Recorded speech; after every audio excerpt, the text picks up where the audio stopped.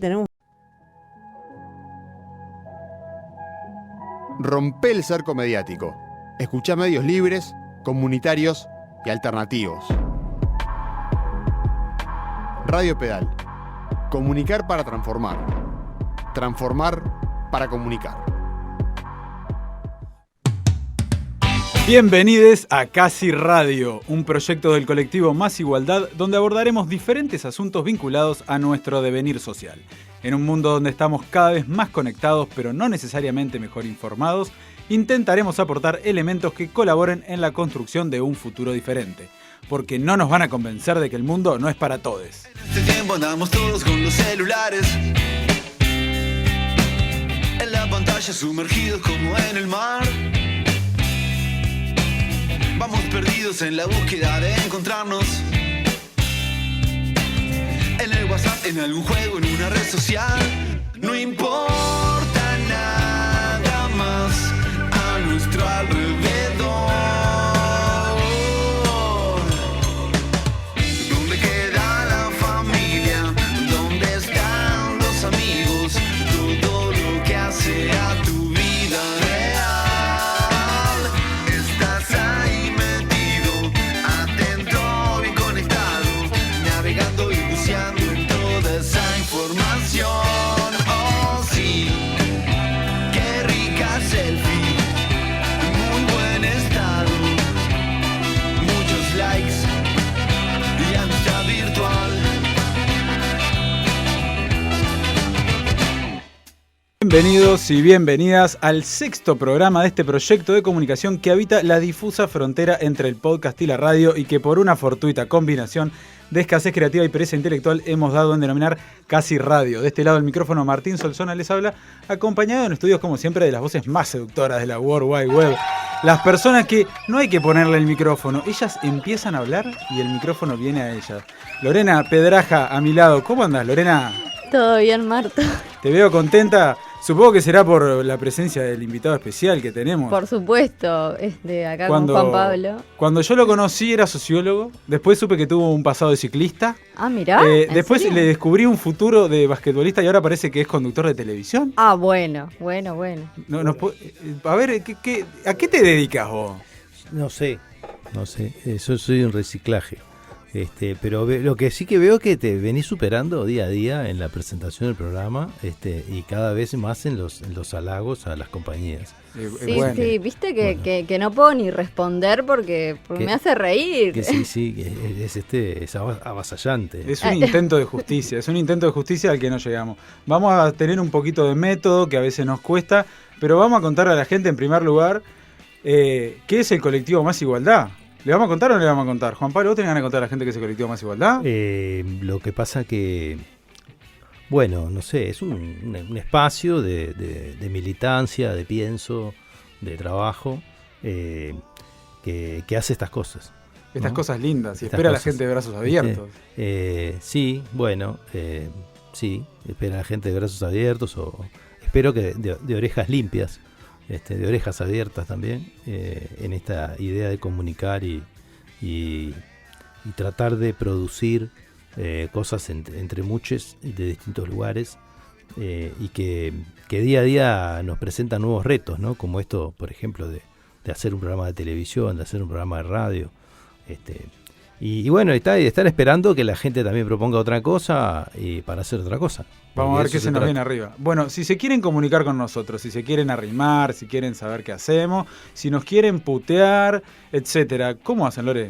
Bueno, quien se quiera arrimar, contactarse o indagar sobre nosotros se puede acercar a nuestra página web, que es masigualdad.org.uy. Por Instagram nos encuentran como Colectivo Más Igualdad, en Twitter como Más_Igualdad, y este programa lo pueden escuchar en el canal de YouTube de Más Igualdad y en Spotify como Casi Radio. Y atención, porque ahora también pueden seguir a Casi Radio en Instagram. Queremos saber más sobre quiénes nos escuchan del otro lado y que nos manden sus opiniones. El usuario es Casi Radio Uy. Síganos. Bueno, ya escucharon a Lore, síganos. Vos sabés que estaba pensando que me faltó una cualidad de Juan Pablo, y es que sos omnipresente. Puede ser que en este momento estés acá pero a la vez estés en un No, estudio de dentro de un televisión? rato. Dentro de un rato. Ah. Es más, tenemos que En hora y liquidar media. pronto para Para que irte a grabar. Claro, para Claro. irme a salir, no a grabar. Porque eso de cuándo salís y cuándo grabás es algo que Es relativo. es relativo. Es relativo. Contanos un poquito del proyecto Último Bondi, ya que estás acá. Bueno, el proyecto Último Bondi, un poco como ustedes lo están experimentando, es eso, ¿no? Es una experiencia de comunicación que surgió allá por la problematización de un ciclo largo de charlas que vinieron con la pandemia, y que hacíamos por Zoom todos los domingos, y que fueron abordando distintas temáticas en las cuales, bueno, en particular yo, pero no solamente, nos enroscamos en hacer una especie de cierre y de síntesis de esas charlas, ya fuera al final de las mismas charlas o en algunos espacios radiales posteriores. Y de ahí surgió un poco la idea esta de decir, bueno, hay temas de estos que se tratan en larga duración, como una charla que puede tener hasta 3 horas, ¿no? De Zoom. La mejor forma de liquidar un domingo. La mejor forma de liquidar un domingo, pero que realmente en su momento fueron un hit. Sí, uno se ríe, pero decía, ¿por qué hay 300 personas conectadas mirando una charla? ¿Por qué hay 200 300 personas? pocas veces, pero sí. Hubo, Pero los sí, hubo. y llegaron a pasar el 1000 de las que la veían después, ¿no? O sea que en el fondo ahí había un interés que nos fue motivando a pensar de que los temas de política, más allá de del lugar que se le ha dado a la política en esta sociedad tan instantánea, es mayor y que hay que buscarlo, que hay que buscarle la vuelta. No porque vaya a ser un fenómeno de masa, sabemos que no lo es, salvo raros momentos y raras motivaciones, pero hay que explorar un poco cuál es la máxima posibilidad, porque en el fondo de eso se trata, ¿no? Si podemos recuperar la política de ese lugar tan triste en el que la ha puesto el capitalismo, capaz que empezamos a hacer algo un poco más interesante. Me dejaste entusiasmado, con ganas de ir a una charla, con ganas de... En fin. Muy lindo lo de Último Bondi, muy lindo lo de Más Igualdad. Indefectiblemente tenemos que hablar de lo que pasó ayer. Veníamos un poco con ganas de hablar de esto que viene pasando con el tema de los precios, cuando vamos al súper. Yo hice el surtido, tengo la costumbre de hacer el surtido, no quiero decir lo que gasté porque me avergüenza un poco, y sobre todo se avergüenza de mi cuenta bancaria. Pero ayer hubo conferencia de prensa en Presidencia y básicamente hubo 3 anuncios para paliar un poco este divorcio que hay entre los precios y los salarios que hace tiempo que no veíamos. El anuncio consta de la convocatoria del Consejo Superior Tripartito a 88 mesas de negociación para evaluar adelantar el ajuste por inflación que estaba previsto para julio del 2023. El otro anuncio tiene que ver con el incremento del 3% de las jubilaciones y pensiones y el tercero, el incremento del 2% de los funcionarios públicos. En el caso de estos dos incrementos, están previstos que empiecen a correr a partir del 1 de julio. ¿Qué impresión tenés de estas medidas con respecto a qué impacto real pueden tener sobre el problema de fondo? ¿Cuánto tiempo tienen? Puedo arrancar dándote 2 minutos y después te voy dando de a 2 minutos. ¿Qué te parece? Así poco. lo administrás, como el poco. sueldo. Pero bueno, esto lo primero que denota es un descalabro general del proyecto político del gobierno. Hay quien piensa que esto es todo un ensayo general y parte del entretenimiento al que nos tiene habituados esta campaña comunicacional llamada Coalición Multicolor, pero en realidad devela que ya no saben qué hacer. Esto, primero que nada, esto es independientemente de lo que es, que después me referiré a lo que es. Yo quiero primero ir a la parte de esto, lo simbólico, lo representativo, lo comunicativo. Disculpa que te interrumpa, Sí. ¿no? Fue medio extraño, ¿no? Ayer de la nada, ¿no? Conferencia de prensa, urgente, se toman medidas. La pauta comunicacional del gobierno responde a una agenda que es un poco más convencional de lo que parece. Viene el 1 de mayo. Uh-huh. Viene el 1 de mayo y es un momento de sensibilidad. Y la sensibilidad ha pasado a ser la parte sustantiva de la política, en este gobierno incluso desplazando totalmente a la materialidad, ¿no? O sea, vivimos de generar sensaciones en la población que, entre otras cosas, nos distraigan y nos entretengan respecto a lo sustantivo pecuniario, ¿no? Hacia la gestión concreta del bienestar de la sociedad. Por lo tanto, en vísperas del 1 de mayo, y además reconociendo de que la inflación se le fue al carajo, no se le fue al carajo en términos reales para lo que puede ser un proceso inflacionario, ¿no? O sea, este país ha vivido procesos inflacionarios mucho mayores. Se le fue de la meta propia. Se le fue de la meta propia con promesas de seguir. Ese es el problema. Y en esto vimos incluso los manotazos de ahogado anteriores, eso famoso manotazo de ahogado. Bueno, a ver, esas cosas que se plantean como intentos de política. Hace unos días estaba esta idea de la noticia del aumento de la tasa de interés de referencia del Banco Central. Digo, es un tema súper técnico, pero de una manera u otra es un intento de contener el circulante que pueda andar en la sociedad.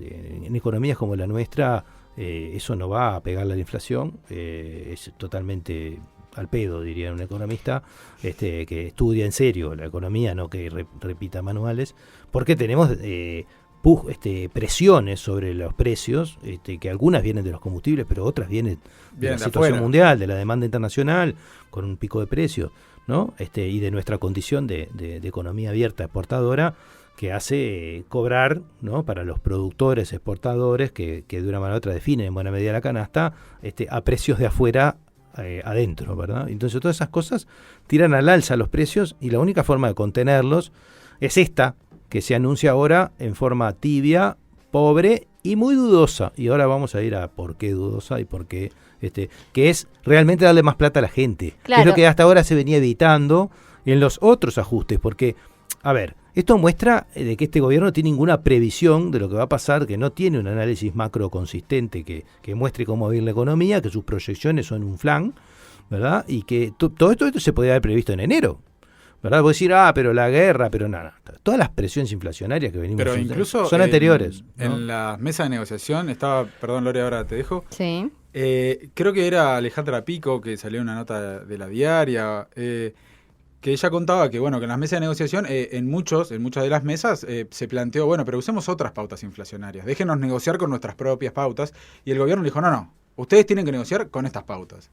Y resulta que la negociación caducó, ahora el gobierno lo admite, porque obligaron a usar sus propias pautas. No, lo que iba a decir, que lo de ayer también fue un manotazo de ahogados, ¿no? Porque en verdad lo que quiere él es mantener a la coalición unida, porque tenía muchas propuestas, por ejemplo, de ciudadanos. Sí, hubo un desfile, ¿no?, por la torre ejecutiva. Exacto, por el tema, bueno, de los precios. Y también, dar una mini solución, ¿no? Porque, o sea, los aumentos que dio no son la gran cosa, entonces es medio para la tribuna. Y te la engancho con esta duda, antes de que respondas. ¿En qué medida realmente esto tiene un impacto sobre lo que se plantea? Porque nosotros tenemos un proceso inflacionario que viene en buena medida empujado, por ejemplo, por el rubro de alimentos y bebidas no alcohólicas, ¿no?, que tiene una tasa de inflación bastante superior, digamos, a la media. La media está al nivel del acumulado anual en 4,4, y alimentos y bebidas no alcohólicas, por ejemplo, está a nivel del 7, o sea que la proyección se va lejos. Y está claro que los hogares que tienen menores ingresos tienen una inflación más parecida a la de alimentos y bebidas no alcohólicas que al IPC promedio. ¿Esto es un intento para preservar el consumo o es un intento para resolver un problema de un indicador económico? Yo creo que el intento puede incluso tener buenas intenciones. La pregunta es si además puede ser efectivo, ¿no? Porque eso que me estás diciendo vos implicaría dar el intento por hecho. Y el intento se va a dar en jubilaciones, se va a dar en públicos, pero en privados, que son 3/4 partes de los empleos, va a depender mucho, ¿no? Va a depender de la rama, de la capacidad de presión de los trabajadores, de que realmente lleguen a un acuerdo en los consejos superiores de salario, que se traduzca, y hoy ya salieron. Sí, el presidente de la Cámara de Industria, Alfredo. Sí, ya salió a plantear de que le estaban cambiando las reglas, sí, ¿no? Estaban cambiando de caballo en el medio del río. Y bueno, no me parece menor, porque si eso lo dijera el PCNT, uno diría, bueno, es la grieta.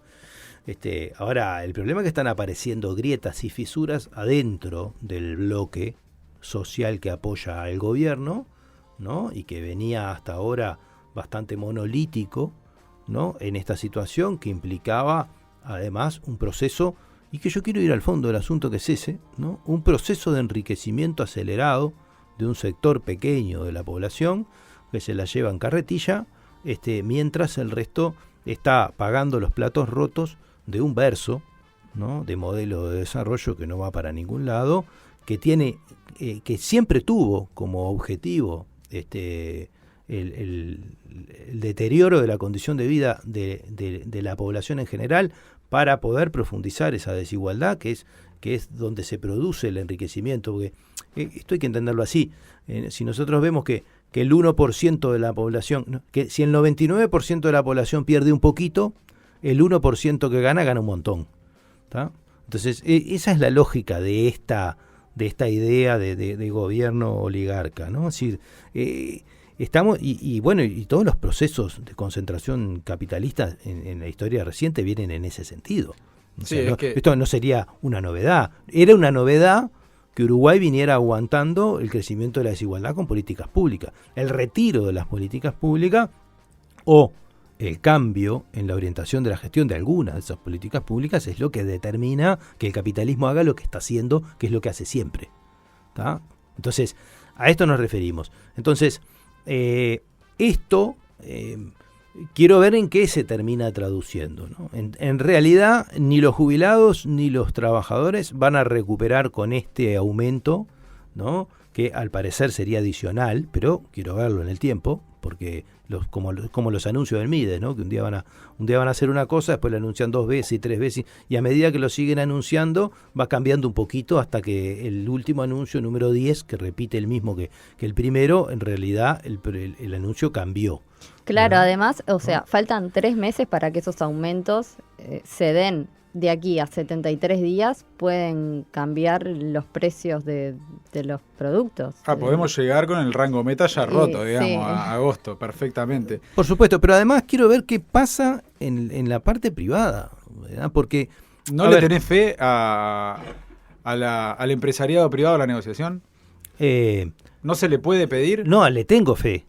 ¿No? Le tengo fe, hasta ahora viene negociando ahorcar a los trabajadores con éxito.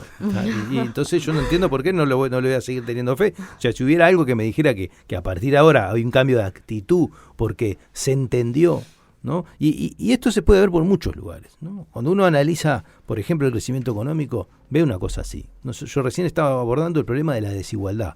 Estamos con un viento de cola gigantesco, con precios récord, con exportaciones 25% por arriba de 2019, con un proceso de enriquecimiento brutal en la parte de arriba de la distribución del ingreso, y recortándole el bienestar y los salarios a la parte de abajo.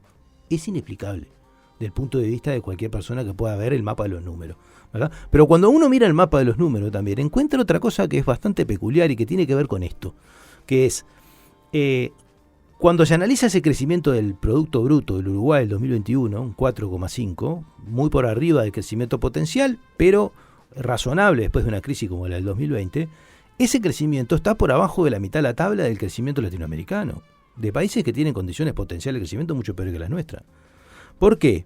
Y bueno, porque hay un factor que hay adentro del Producto Bruto, cuando uno lo desagrega por sus renglones, hay distintas formas de estimar el producto y según los renglones, importaciones, exportaciones, distintas técnicas, ¿no? Distintas metodologías, perdón. Y hay una que es el consumo de los hogares, que es el que no creció prácticamente nada. Entonces, nosotros también estamos en un problema de detenimiento y de enlentecimiento del crecimiento por la falta de consumo de los hogares. Pero este gobierno resolvió, obviamente cuando digo este gobierno, digo los sectores sociales que están representados por este gobierno, tener un crecimiento más chico a costa de que sea más concentrado. Es decir, yo prefiero crecer un poco menos, pero quedarme con la mitad entera de la torta, que crecer un poco más y repartir 3/4, y repartir más de la mitad, ¿verdad? Entonces, esta es la lógica imperante en esto. Por eso digo que desconfío de quién va a terminar cobrando el 2% y cuántos no. Y ya adelanto que estoy seguro que los informales no lo van a cobrar, que es un sector que crece en el fondo, que buena parte de las 88 mesas no van a llegar a negociaciones, y que quiero ver, y esto me parece bien interesante para ponerlo de aquí en adelante, qué va a hacer el gobierno en esas mesas. Porque el gobierno a diferencia de lo que viene haciendo ahora, que en los acuerdos de las mesas de negociación, cuando no hay acuerdo entre las dos partes, entre las dos fuerzas sociales, por decirlo de alguna manera, trabajadores y empresarios, en el 80% de los casos hay acuerdo, pero en ese 20% que no hay acuerdo, en este momento el gobierno viene jugando con los empresarios. A partir de esta pauta y después de lo que dijo, después de que dijeron los industriales, y si hay más pronunciamientos todavía del sector productivo en ese mismo sentido, de las patronales del sector productivo, el gobierno va a tener que jugar con los trabajadores, y lo quiero ver. Quiero ver al gobierno votando con los trabajadores en contra de los empresarios. Ahí es donde digo que se juega una parada simbólica que terminaría de romper Vamos a hacer una esta construcción, de esta transmisión de sentido, esta construcción que plantea este gobierno. ¿Y vos qué crees que va a hacer? Que no, que va a traicionar todo esto que dijo, y que va a dilatar en el tiempo todo lo posible la consecución del llamado al Consejo Superior del Salario, la consecución después de las distintas 88 rondas, de manera de licuar esto mientras se encuentra alguna solución para atender a los empresarios que ya hoy, al otro día, salieron a mostrarle los dientes diciéndole: ¿cómo que vos no sos el representante de nosotros? ¿Estás seguro que no sos? Mirá que vos ganaste por 30.000 votos. Y capaz que en la próxima no ganás. ¿Oíste? Eso Me encantó.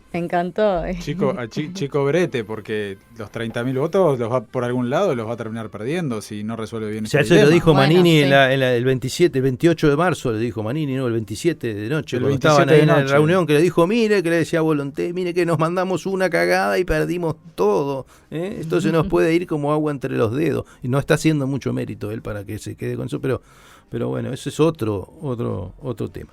Bueno, vamos a una tandita, Sí. Tomamos un poco de agua y Sí, volvemos. Vamos.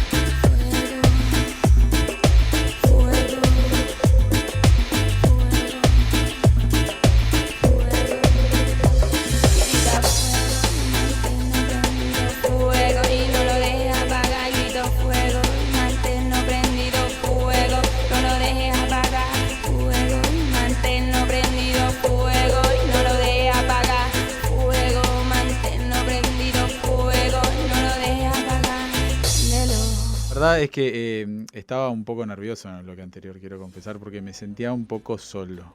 Porque cuando mi amiga Alejandra no está con el micrófono adelante, yo me pongo nervioso, a mí me da tranquilidad.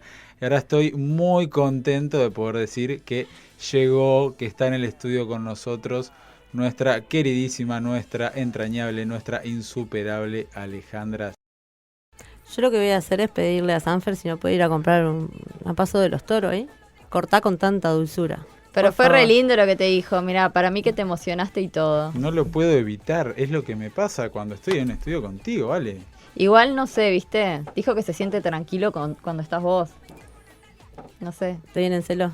No sé qué. No, No. cuando está completo el equipo, cuando Ah, está completo el equipo, esto es una bueno, ahora cuestión sí, ahora colectiva. sí. Porque muchas flores al principio y después. Hay flores para todos. Hay flores para todos.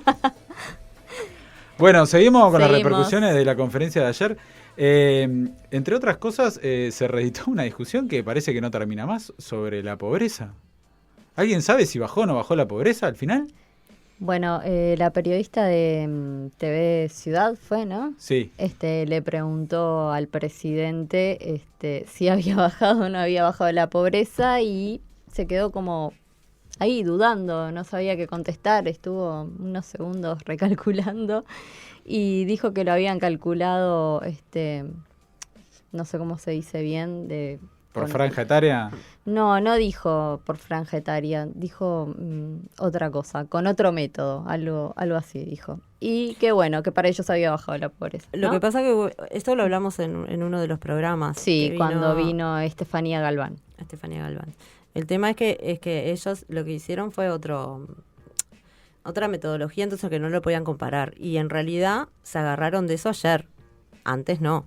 Antes salieron como locos a decir los datos que no eran. ¿Nos hicieron la de las manzanas y las peras?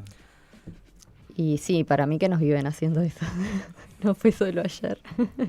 Bueno, usted que sabe tanto, dígame, ¿bajó la pobreza o no bajó la No pobreza? fue solo ayer, esa fue la frase. La frase es la frase. La frase es buena. Yo creo que tienen que darle un poco más de puchín. No fue solo ayer, se tiene que llamar un bloque. Me Por encanta. lo menos en los bloques que hablan de esto. Si bajó que bajó la pobreza es mentira. Con M mayúscula, E mayúscula y todas las otras también. No hay ninguna forma ni metodología que lo justifique. No hay. Otra es una segunda, Claro, pero una ya mentira arriba de la otra. Ya que estás acá, lo que yo decía era que hay un tema en la metodología del relevamiento. Igual tampoco, o sea, usando todo lo que quieras de todos los argumentos que se te ocurran, cuando comparás, ahora que se conocen los datos anuales del INE, o sea, lo que quiero decirte es, la encuesta se hace para intentar, en este caso hubo un cambio metodológico, se hace para intentar ser representativa semestralmente. Pero eso no quiere decir que si tenés todo el año no sea más representativa aún, y lo es. ¿Pero se puede comparar? Hay muchas cosas ahí que se comparan que no se pueden comparar o que para compararlas hay que compararlas con mucho cuidado. ¿Tá? Lo que quiero decir es, hoy podemos comparar 2019 con 2021, cosa que cuando ellos salieron en diciembre, según ellos se podía comparar, y era medio traído de los pelos compararlo, pero después que estuvieron todos los datos se mostró de que era más prudente no haberlo comparado, ¿sí? Y que cuando lo mirás con todos los datos, que para mí es lo único importante de toda esta discusión, ¿tá? Es decir, es como yo te dijera, bueno, yo medí esta mesa con un metro que andaba medio más o menos y no me dio del todo bien, pero más o menos sé cómo anda. Ahora después lo medí con uno que estaba bien. Bueno, ¿cómo me vas a preguntar qué te dio la medida de la mesa? Comparar, pero hay otras que no. Yo eliminaría la discusión de si es comparable. Hoy es todo comparable porque están los datos consolidados de 2019 y los datos consolidados de 2021. Y punto. Todo lo otro anterior es ruido. ¿Y qué pasó cuando falló ahí en los datos que dio antes? ¿Se adelantó? Lo que pasa es que las estadísticas, primero, es una medición nueva, con una metodología nueva que admite ser ajustada, que además tuvo un montón de problemas en la realización, porque tuvo que mezclar encuestas telefónicas con encuestas presenciales, que en todo el mundo son un problema, ¿verdad? No hay no hay una madurez científica, como quien dice, para poder contestar esas cosas con claridad. Por ejemplo, si la medición del segundo semestre, quitada la estacionalidad, que es un fenómeno también natural, aunque en años como estos, con semejante cabo que tuvimos de la pandemia, es imposible hablar de otra cosa que no sea de... ¿no? Por eso decían en el tema que es distinto, porque hicieron Claro. muchas encuestas por teléfono, por ejemplo. Pero además, la sociedad fue distinta. A ver, no nos olvidemos que en marzo, junio de 2021, el Uruguay registró la tasa de muerte más grande de su historia. O sea, no podemos compararlo ni con las guerras civiles de principio de siglo, la cantidad de gente que se murió en este país.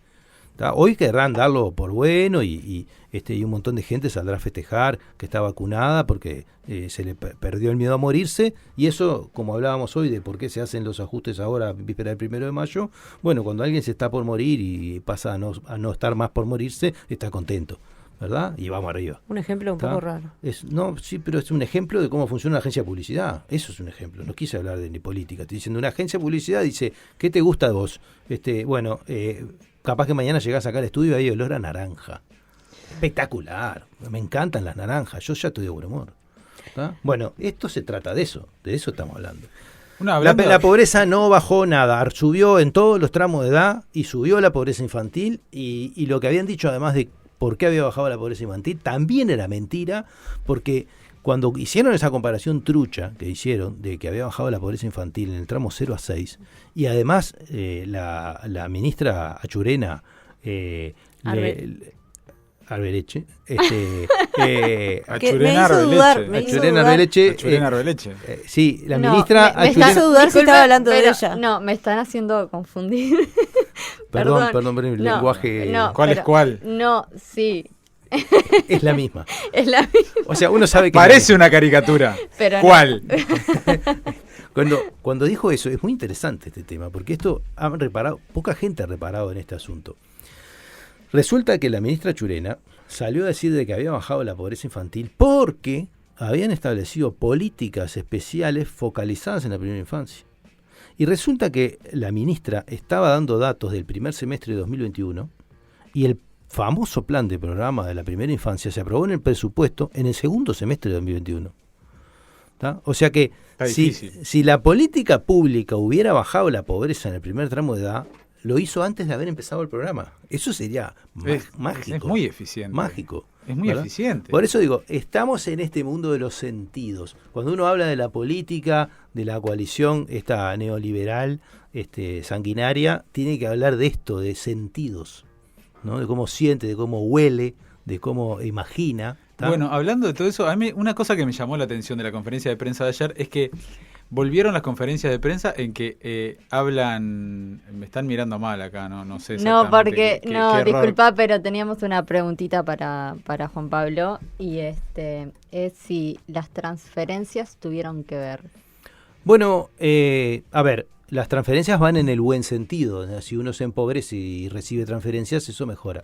El tamaño de las transferencias no, ¿sí? Está más o menos probado que el nivel de ingresos que se transfieren a los hogares por conceptos de pobreza e indigencia no llegan a mejorar significativamente la condición de los hogares. O sea, Ahora, en estos años tuvimos la canasta de emergencia también. pero la canasta de emergencia, cuando yo hice una cuenta y la hice con los datos del gobierno para no entrar en ningún nivel de foquismo, como quien dice, ¿no? Es decir, para no transformar en un argumento foca, y tomé los datos del gobierno, dividí la cantidad de beneficiarios que el gobierno dijo que existían a partir de los programas de emergencia. Lo hice para el 2020, en 2021 es parecido. ¿Tá? Dividido la cantidad de plata que gastó, ¿verdad?, en los beneficiarios, esos que dijo el gobierno. ¿Tá? Habló de 300.000, ¿no? 1.070.000 beneficiarios por todo concepto, entre asignaciones reforzadas, tarjetas reforzadas y canasta, en algunos casos tomando el componente familiar, en otros no, porque no sabían ni quién era la familia, porque se olvidaron de registrarla, pero hicieron eso, lo expandieron así y dijeron que habían gastado, yo no me acuerdo ahora bien cuánto era el monto en millones, pero cuando uno hacía la cuenta y dividía los 9 meses de pandemia, dividido el 1.070.000 personas, le daba 18 pesos por persona por día. Eso dio el gobierno por concepto de transferencia de emergencia a los hogares. En 2021 puede haber subido a 22 o 23 pesos. ¿Tá? Eso es lo que se dio por día. Es muy difícil que uno saque a la gente de la pobreza con una transferencia tan pequeña, especialmente cuando eso está compitiendo. O sea, estoy diciendo que un hogar le estoy dando, pongámosle 3.500 pesos por mes de transferencia por concepto de emergencia, y en ese hogar hay una persona que perdió un trabajo. O sea que perdió por lo menos 20.000 pesos por mes de ingreso. O sea que no compensan, ni acá ni en ningún lugar del mundo, ¿no? O sea, por lo menos acá, ¿no? O sea, en Uruguay el nivel de transferencias de emergencia para la pandemia fue ridículo, por lo menos en 2020, que es donde yo hice todos esos trabajos, respecto al resto de Latinoamérica, ¿no? Nosotros estamos por abajo de la tabla, somos uno de los países que menos invirtió. Esa transferencia fue por hogar. No. Bueno, ¿Canasta a ver, de emergencia? Por Fue por persona. una persona que no tuviera trabajo, que no estuviera en el BPS, se podía anotar para recibir Claro, la canasta de emergencia. No algunos- es lo mismo que las transferencias de... Sí. Siempre. En el caso de las canastas era por persona, porque como originalmente iba a ser por hogar, pero el Ministerio de Desarrollo Social se olvidó de registrar los hogares, entonces solamente tomó las personas. Que eso incluso es uno de los problemas que tienen ahora cuando hablan de que van a expandir, de que van a continuar con las canastas para los hogares con menores, ¿verdad? Y eso es otra cosa bien interesante. No sé si tengo Pero bueno, capaz que... un minutito para decirles eso, ¿no? Un minuto. Sí, No le un digo nada, minutito. no le digo Tenés nada. un minuto. Un minutito. Podés, Te mando un mail. No aprendiste nada de la agencia de publicidad. Campaña de expectativa. Campaña de expectativa. La dejamos picando. el Para mí próximo esto programa tendría que ser lo para levantás. otro Y el próximo programa. programa les mando un mensaje de texto que diga: lo que les iba a decir en el programa pasado es esto. Un Y, me- bueno, ah, es lo que Te voy a hacer ahora. podemos llamar por teléfono. Es lo que voy a hacer ahora. No les digo nada. No, un No, yo mensajito me quedo de con voz, la duda, Un mensajito che. de voz. Que hay un problema terrible, porque el gobierno anunció ahora, después de que se dio cuenta de que recordemos, hagamos la cronología, salen a hacer pompas de jabón con que bajaron la pobreza infantil de 0 a 6. Quedan re pegados porque no es cierto. ¿Tá?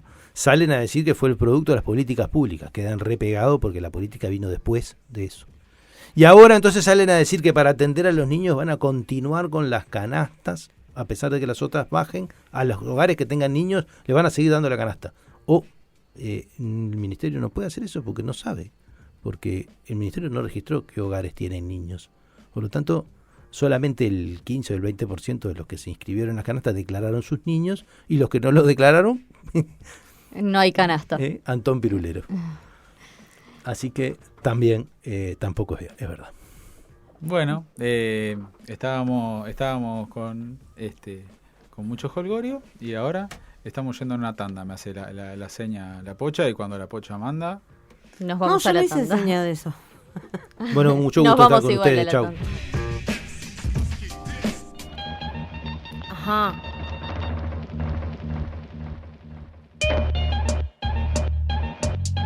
Ah. Ajá.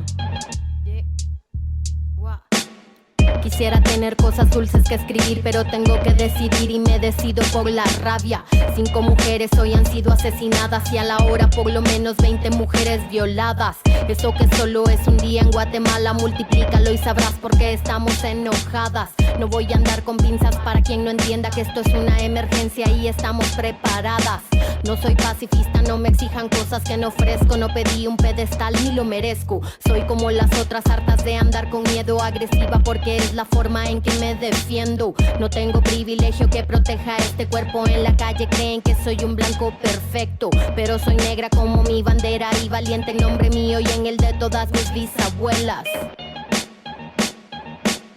La curandera que murió de tantos golpes porque el hombre que la amaba realmente la odiaba. La otra que fue abandonada con un hijo y cuando se enfermó tuvo que mandar... El 17 de octubre de 2012, en Uruguay, se promulgó la Ley de Interrupción Voluntaria del Embarazo, ley que despenaliza el aborto y garantiza el derecho a la práctica segura del mismo dentro del sistema de salud.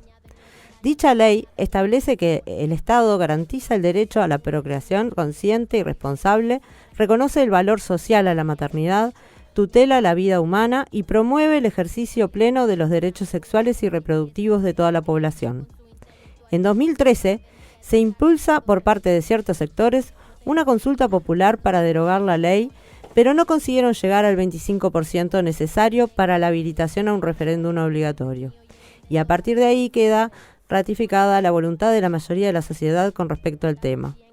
El impacto de dicha política en conjunto con la ley de salud sexual y reproductiva favoreció al menos 5 aspectos: disminución de la mortalidad materna, los abortos inseguros, la mortalidad infantil, el número de abortos y embarazos no deseados, la fertilidad, el sistema de salud y de formación profesional. Para esto, hoy vamos a conversar con Caro Spillman, quien nos visita de nuevo, porque ella ya estuvo en el primer programa de Casi Radio. Militante feminista, sindicalista, política, ¿qué más podemos decir?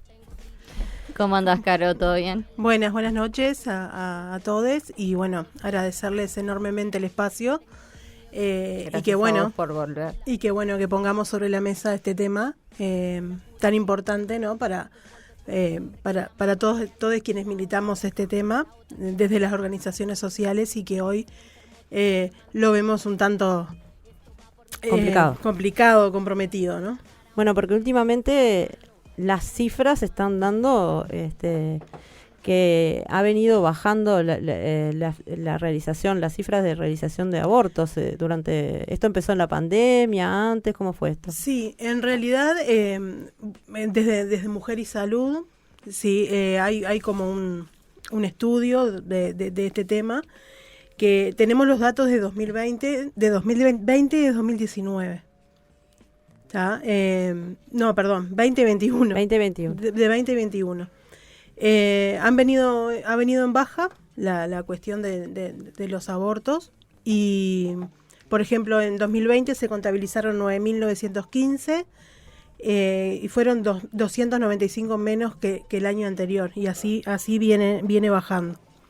Y una consulta, ¿esta baja es una baja que nos debe preocupar o es una baja buena, digamos? Porque según lo que leía, cuando en los países, cuando se despenaliza el aborto y se acompaña con, digamos, políticas de información, de educación sexual, tiende a medida que pasa el tiempo, al principio crece la cantidad de abortos que se realizan, y después, producto de las políticas de educación, un poco de romper el tabú del tema y que se habla más en la sociedad, la gente se informa un poco más, y bueno, ya se empieza a dar menos que las mujeres quieran interrumpir un embarazo involuntario, digamos. Claro, sí, en realidad eso sucede cuando... Perdón, no deseado, porque dije involuntario. Sí. No deseado. Eso sucede en realidad cuando los países lo que hacen es brindar a la población, ¿sí?, una buena educación al respecto. Y información, ¿no? Información de educación sexual y reproductiva, cosa que venimos, que no venimos teniendo en los últimos años. Vemos con preocupación, por ejemplo, que cuando inició la pandemia, desde el Ministerio de Salud Pública, o sea, se determinó que las consultas de IVE iban a ser prioridad, pero faltó información a las usuarias del Ministerio de Salud Pública, por ejemplo. Todos sabemos que con la pandemia se agregaron casi 100.000 usuarias más al Ministerio de Salud Pública, o sea, usuarios, sí. En general hay 100.000 sí, personas más. Hay 100.000 más producto de la cantidad de gente que se quedó sin laburo. O sea, fueron a ACE. Salen de FONASA, digamos, caen claro, de FONASA y van a ACE. Pero, estando por FONASA, puedes ir a ACE. Sí, claro, pero la gente que no tiene trabajo y que por lo tanto por FONASA no puede acceder a una mutualista, por defecto quedan en ACE. La tienen que atender en ACE. Bueno, hubo un incremento de casi 100.000 personas y bueno, y vemos que los números dicen que en vez de incrementar la cantidad de mujeres y personas gestantes que usan esta prestación, disminuyó, ¿no?, considerablemente. Esto puede tener que ver con esto que comentábamos, antes de empezar el bloque, de que, ¿te acordás que me contaste que el presidente, volviendo a las conferencias de prensa, en una de sus conferencias dijo, ¿cómo fue que dijo? El presidente, eso nos preocupó muchísimo, ¿no? Cuando el presidente dijo que era un gobierno, que su gobierno era un gobierno pro vida, y eso dice mucho, ¿no? O sea, eso dice cuáles son las prioridades del gobierno. Provida en clave de aquellos movimientos que estaban en contra de la despenalización del aborto, Sí, digamos, sí, porque se podría discutir qué es ser provida, Claro. ¿no? Con los resultados a la vista. Es muy discutible, sí, es muy discutible, pero él lo decía justamente cuando se estaba discutiendo la ley de interrupción voluntaria del embarazo, o sea que cuando gana este gobierno se vuelve a como que a poner en discusión de parte de ciertos sectores, ¿tá? Y bueno, el presidente en ese momento se declara a su gobierno como un gobierno pro vida. Después lo que nos pasa es que, bueno, que sabemos que en las policlínicas hay de repente menos métodos anticonceptivos disponibles, menos talleres en las policlínicas mismo, en los liceos, en las escuelas. O sea, se sabe que hay recortes en ese sentido, ¿no? En la cuestión de lo que es la educación sexual.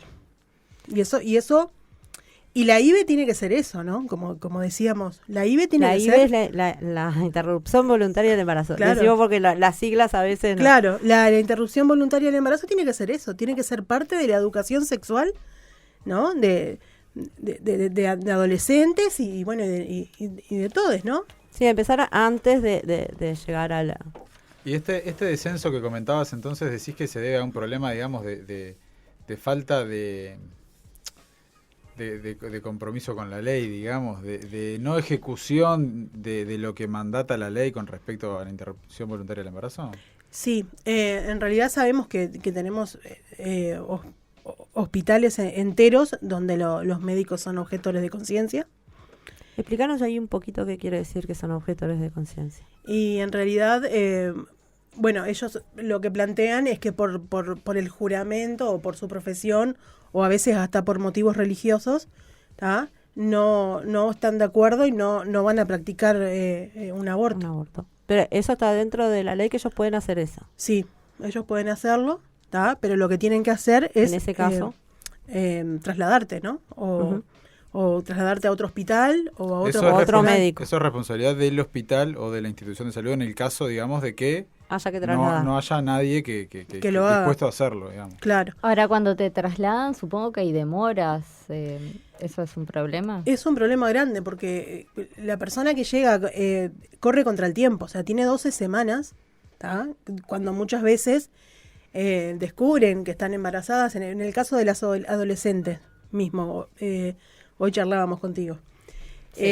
Las chiquilinas muchas veces descubren que están embarazadas, estando bastante a veces avanzado ese embarazo, y bueno, y mientras deciden qué van a hacer, mientras encuentran quien las ayude a llegar al sistema de salud, mientras le dan fecha para una consulta.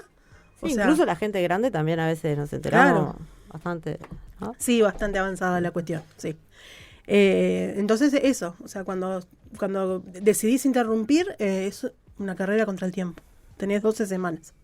O sea que ese es un problema. Perdón. Eso es un tema el tema de hospitales enteros que todos son objetores de conciencia. Que no es fácil el traslado. En la pandemia imagino que fue más difícil, ¿no? Fue complejo, sí. Este sistema. Y además, la poca información, ¿no? Porque el otro problema es la poca información que hubo. Me imagino que en contextos socioeconómicos, mujeres en contextos socioeconómicos vulnerables, mucho menos información, ¿no? Sí. O sea, los números que tenemos justamente es que los casos de mujeres de contexto socioeconómico vulnerable son las que quedan, digamos, por fuera del sistema de salud muchas veces, ¿tá? Y bueno, o sea, nosotros hablábamos hace un rato también, ¿no? De que los profesionales objetores de conciencia, en realidad, los tenemos en varios departamentos. Yo decía, en Cerro Largo, por ejemplo, es el único hospital grande que hay es en Melo. ¿Ah? Uh-huh. Los demás son centros asistenciales y todo policlínicas. Entonces, si en ese hospital, ¿no? Son todos objetores, ¿a dónde lo trasladan? A otro departamento. Claro. O sea, muchas veces tienen que era otro departamento, las mujeres. Y si en ese departamento del hospital grande son todos objetores de conciencia. Es burocracia, también. está muy Exacto. salado porque hay una cuestión de burocracia y que con la pandemia se empeoró Se muchísimo. agudizó. Se empeoró También mucho. está en el interior, por ejemplo, o en los pueblos más chicos. A veces puede llegar a pasar en Montevideo, pero es más difícil porque no te conoces tanto. Claro. El tema de la condena social también es todo un tema, ¿no? Está muy, sí, eso es bastante complejo, ¿no? La condena social de que por lo general en las ciudades del interior te atienden los médicos que conocen a toda tu familia Ujú. y que a veces, o sea, tenés vergüenza, o sea, de denunciar de repente, mismo lo de las denuncias, que hoy hablábamos justamente de las denuncias de que si a vos no te atienden bien, ponele, que vas a un hospital y no te atienden bien o no te dicen cuáles son los pasos. ¿Y a quién vas a denunciar? Vas a hacer una denuncia, se va a enterar todo el pueblo de que no te quisieron atender porque te fuiste a hacer un aborto. O sea, Claro. por esa misma razón a veces no existen las denuncias. ¿Ah? Y eso también es complejo. También otra cosa que quisiera acotar es que se duplicó las muertes, la mortalidad materna se duplicó también en estos últimos años. En estos 2 años. Sí. Pero una pregunta, yo leí ese dato, ahora me queda la duda de si es por practicar Aborto aborto clandestino o si fue producto de la pandemia. Mirá, en realidad, por ejemplo, en el año, tengo acá los datos, en el 11 mujeres por razones vinculadas al embarazo, parto cesárea, se murieron en 2020, ¿no? Y en los primeros 6 meses de 2021, 10. O sea, se duplicó así. Bien, pero no fue No fue por aborto. No fue por aborto. ¿tá? Es una cuestión o sea, la mortalidad materna es lo que nosotros decimos que se duplicó. También hubieron muertes por aborto, ¿tá? En este caso hubo una muerte en 33 de una chiquilina de 16 años. Hubo una denuncia, en este caso los papás denunciaron, estaba en pleno proceso de IVE, ¿no? De interrupción. Y bueno, tuvo una complicación, una hemorragia, y falleció. O sea, lo que se hizo fue, se sumariaron a los médicos que estaban con este caso, pero no, o sea, terminó que no salió en la prensa, o sea, no se enteró nadie, y esto fue muy grave, ¿no? Fue muy grave. ¿Estamos en condiciones de afirmar que de alguna manera no está garantizado, digamos, el derecho a la interrupción voluntaria del embarazo tal cual lo consagra la ley, en algunos casos en particular en los departamentos donde, por ejemplo, todos los médicos son objetores de conciencia porque después por vías burocráticas efectivamente no se llegan ni siquiera con los plazos? Y lo que pasa que cuando todos los médicos son objetores, ¿no? Y los responsables de garantizar esto también, o sea, es complejo que pueda llegar a realizarte el aborto. Es muy difícil. Y tenemos otro problema, ¿no? Porque en la actualidad hay gente fuera del sistema de la ley del IVE. Sí. Porque el artículo 13 de la ley establece que la interrupción voluntaria del embarazo es aplicable solo a mujeres uruguayas, ciudadanas legales o extranjeras que puedan acreditar residencia en el país durante al menos un año. ¿Qué pasa con las extranjeras que no cumplen con estos requisitos? Y bueno, las mujeres extranjeras quedaron totalmente por fuera del sistema. Simplemente lo que se hizo fue darles la espalda en un contexto de pandemia, ¿tá? Con una situación así, que llegas de repente a otro país y no estás como para encarar un embarazo. Lo que se hizo fue dejarlas por fuera del sistema y en muchos casos sabemos que tuvieron que recurrir a clínicas de aborto clandestino, porque siguen habiendo. Eso te iba a decir, o sea que siguen existiendo las clínicas que, bueno, al menos por mi parte pensé que ya no existían. Yo me pregunto, ¿hay datos sobre eso? Y no, porque No. como es clandestino. No, bueno, pero o sea, capaz que había sí. capaz que tenían algún dato de si habían aumentado por el tema de las muertes, capaz. Mira, en realidad mucha gente que termina optando por lo clandestino, pasa mucho en el interior, volvemos al interior, ¿por qué? Porque no se va a enterar nadie si lo haces clandestino, ¿no? Por lo general, por una cuestión de ese cuidado. Y bueno, y las migrantes en ese caso porque no les queda otra, ¿no? O sea, es eso O nada. o nada. ¿Hay chances de un diálogo político para modificar ese requisito para los migrantes en una realidad, digamos, en que la población migrante ha crecido sustantivamente? Que tal vez no era una preocupación en el 2012 cuando se votó la ley, pero claramente al día de hoy la población migrante es mucho más grande, ¿no? Es mayor. Bueno, una de las cosas que siempre se habló es que la ley IBE tendría que ser revisada cada tanto tiempo, ¿no? Por esta cosa de que las sociedades van cambiando, ¿no? Y que bueno, mismo porque había como un supuesto en el momento que la ley se promulgó, de que decían que los abortos iban a aumentar. Se todo decía lo contrario. todo lo contrario. ¿Se acuerdan que decían, van a salir todas a abortar, ahora no se Sí. van a cuidar más, van a salir a abortar? Decían eso, o sea, parece joda, pero es en serio. Y bueno, y no sucedió así. Y una parte de la ley dice eso, que hay que revisarla. Sí, ya pasaron 9 años, si no me equivoco, ¿no? Exacto. Hay que revisarla porque hay que mejorarla. ¿Ah? Hay que mejorarla. ¿Y cómo se mejora? Bueno, se mejora buscando mecanismos para informar mejor a la población, ¿no? Se mejora, bueno, garantizando presupuesto para todo lo que es la cuestión de la educación sexual y reproductiva, ¿tá? Que sabemos que hoy en día están recortados los presupuestos para eso, sabemos que muchas veces faltan métodos anticonceptivos en las policlínicas.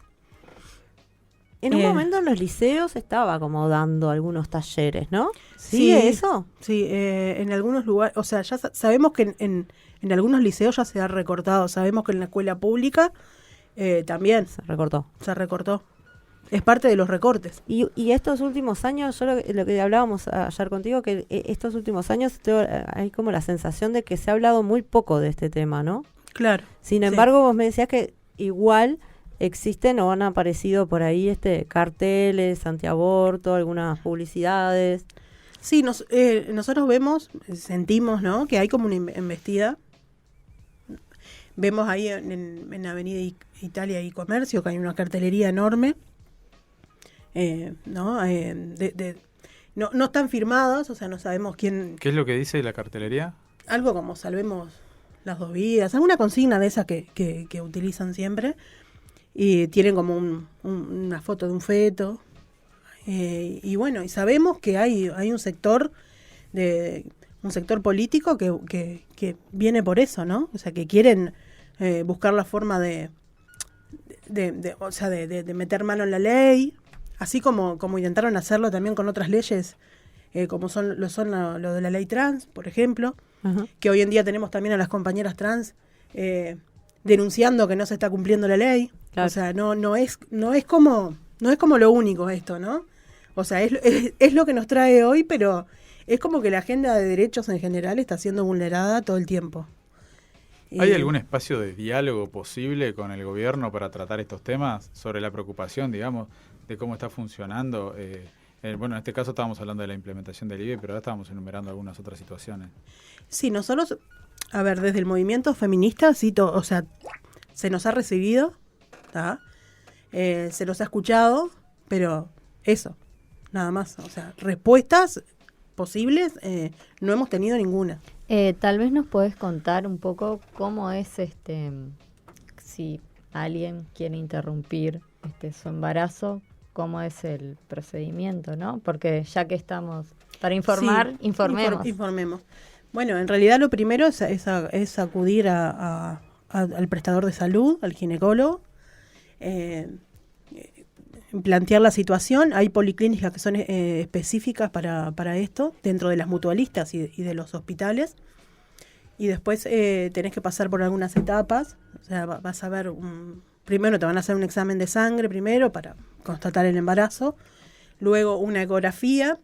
Es importante que la gente sepa que no tiene que ver la ecografía si no quiere. Hay profesionales que eso no lo respetan. ¿Ah?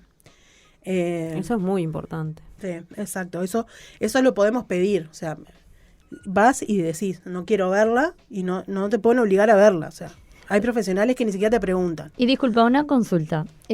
Ahora, viste, con todo esto de la pandemia que están dando hora para atenderse con los médicos, no sé, de aquí no sé, al año que viene. Bueno, pues a mí me ha pasado. ¿Cómo es eso? ¿Cómo sacas hora para el ginecólogo? Y si querés abortar y te dan de acá, no sé, a 6 meses. Claro, porque aparte cuando vas tenés que decirlo para qué es. O sea, es como que a veces uno, digo, como que todo el sistema está re mal, ¿no? Porque vas ahí, te parás y decís, quiero hora para el ginecólogo, pero porque quiero abortar. O sea, sí, todo muy violento, ¿no? Es como muy violento todo. O sea, entonces ahí, como es para eso, te buscan un espacio antes, en realidad. Yo creo que igual para llegar a eso tenés que tener información, ¿no? Sí.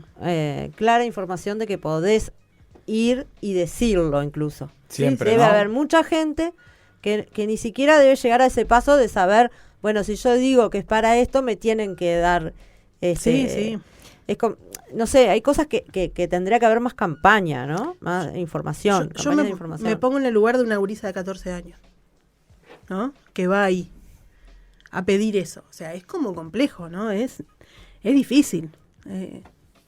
Entonces, es como que falta educación, falta que el gobierno se ponga las pilas en estas cuestiones, que sabemos que no lo va a hacer, porque volvemos al punto de hoy, es un gobierno pro vida, o sea, no están para esto, es más, van a poner todos los palos en las ruedas, a ellos que les gusta decir que hay gente que pone palos en la rueda, en este caso son ellos, y bueno.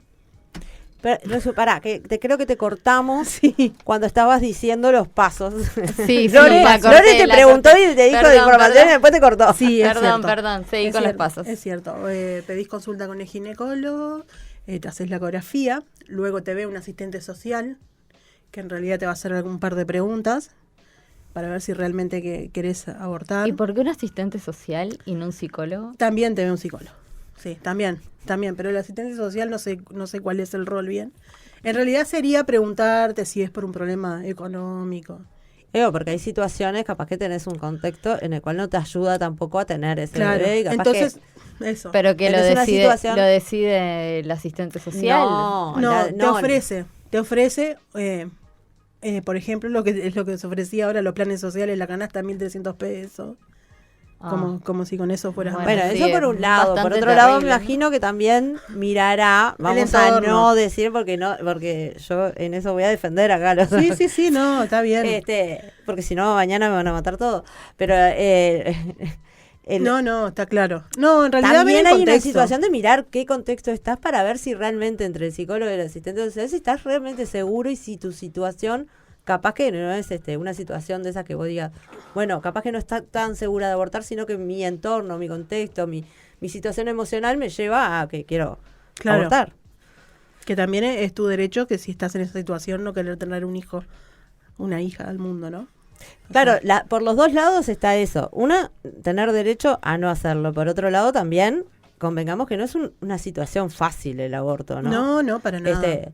Y por otro lado, mucha gente también a veces le da miedo y dice, bueno, si tengo esta posibilidad, capaz que... Entonces, bueno, creo que de eso se trata el equipo interdisciplinario. La volvimos a cortar. Sí. No, Terminá con con los pasos. Es eso, y después, bueno, cuando pasás por todos esos pasos, te dan las pastillas de misoprostol, ¿tá?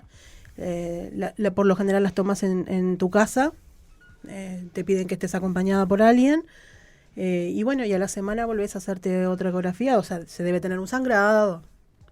Parece sencillo, pero no creo que lo sean. No. Y a la semana volvés a hacerte una ecografía para ver si todo salió bien. Yo creo que eso, ¿no? Destacar eso, que es muy difícil llegar a decidir hacerte un aborto, digo, Sí, sin duda. estaría bueno, digo, que el proceso no fuera tan engorroso. Bueno, y acá vamos cerrando por hoy este bloque. Igual, Caro, capaz que tenemos más temas para que vuelvas. Sin duda. Yo siempre. Inauguraste este programa.